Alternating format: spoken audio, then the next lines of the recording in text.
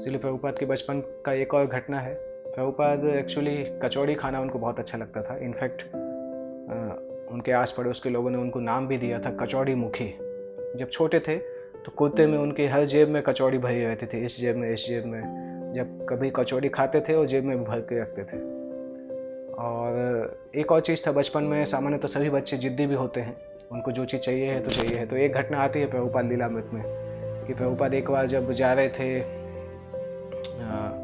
बाजार में अपने पिताजी के साथ, तो वहाँ पे एक खिलौने की दुकान में एक बंदूक, रिवॉल्वर, हाथ में जो रिवॉल्वर लेते हैं वो दिखी।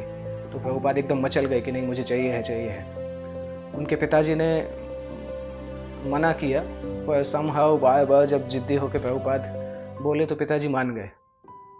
और फिर एक हाथ में जब आ गई तो प्रभुपाद फिर बोलते हैं नहीं मुझे दूसरे हाथ में भी चाहिए। और पिताजी ने अभी बोला कि नहीं ये दूसरे हाथ में नहीं मिलेगी। तो फिर प्रभुपाद जमीन में घिसटने लगे, जैसे छोटे बच्चे घिसकते ना। पिताजी खींच रहे हैं परंतु वो रास्ते पे ही लौटने लगे। तो फाइनली दोनों हाथ में बंदूक थी और प्रभुपाद बहुत खुश थे, दोनों हाथ में बंदूक लेके आ रहे थे।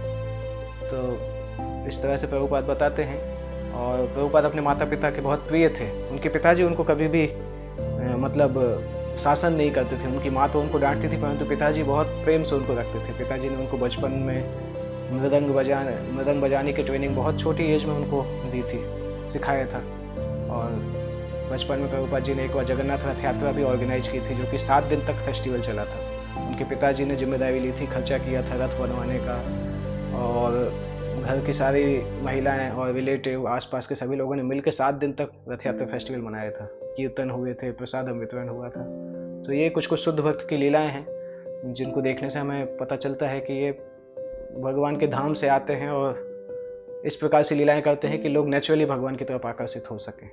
हरे कृष्ण।